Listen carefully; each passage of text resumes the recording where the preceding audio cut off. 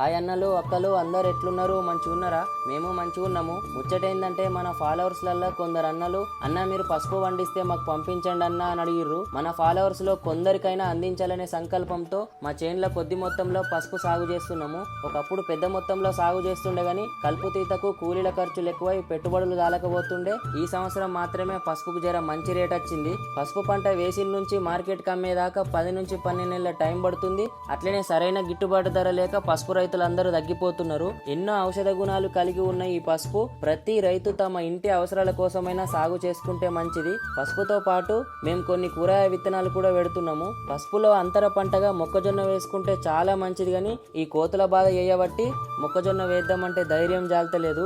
ఎవరైనా సోలార్ డిస్ట్రిబ్యూటర్లు ఉంటే జర మెసేజ్ చేయండి అన్న. మా కూరగాయల పంటలను కోతుల బారి నుంచి కాపాడినోళ్ళు అవుతారు.